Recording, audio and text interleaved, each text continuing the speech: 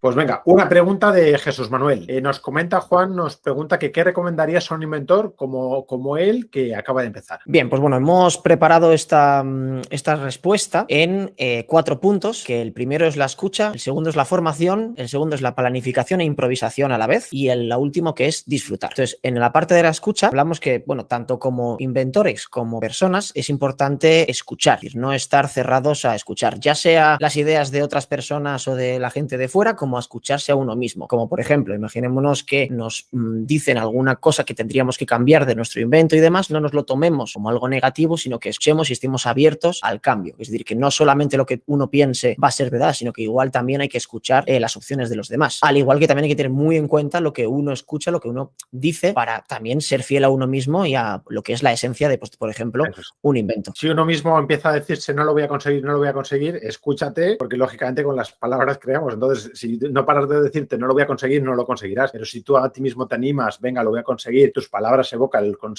la ejecución que quieres conseguir, lo acabarás consiguiendo. Es decir, escucharte a ti mismo y escuchar a los demás, porque los demás muchas veces como inventores nos dan consejos para mejorar el invento, pero no les queremos escuchar, porque dices, bueno, es que yo llevo 2-3 años con este invento, ¿qué me vas a decir tú? Bueno, pues es que él desde fuera te puede dar otras cosas, ¿no? Te puede dar otros puntos de vista y te ayudan a mejorar mucho. Eso es genial. Luego también, lógicamente, la formación, para eso estamos haciendo este canal de YouTube y esta formación que damos en directos y en posteriores cursos que daremos, pero porque, claro, vemos que es muy importante como inventor formarse. Entonces, cualquier materia, ya no estamos hablando solo del mundo de los inventos, cualquier cosa que quieras hacer, si te formas vas a poder evitar muchos errores en el camino, ¿no? Claro, imaginémonos que, por ejemplo, un proyecto es del sector de la hostelería y tú, sin embargo, pues eres un fontanero, ¿no? Y estás en un campo completamente diferente. Pues tienes que formarte en qué es lo que se hace en la hostelería, cómo funciona la hostelería, cómo es el mercado, cuáles son los precios que se aplican. Es decir, tú tienes que coger cada uno de los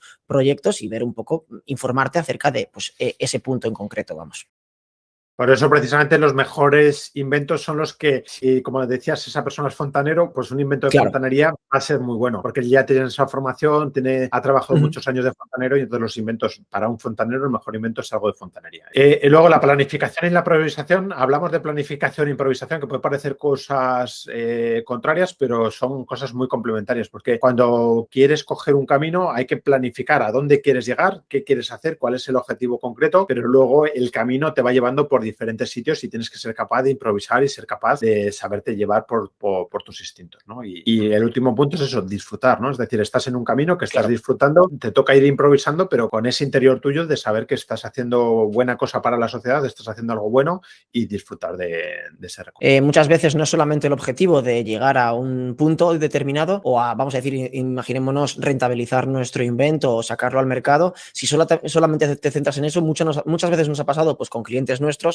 que igual solo te centras en eso, no disfrutas del camino y a la mínima que igual tienes un pequeño reto que superar, te vienes abajo porque no estás disfrutando ese proceso de superar los retos. Entonces, ha habido proyectos que se han quedado por el camino por el mismo hecho de que, vamos a decir, cada uno no ha podido disfrutar del proceso, en el que en realidad, si tú consigues disfrutar del proceso, al final consigues que incluso el objetivo se alcance de una forma muchísimo mejor, ¿no?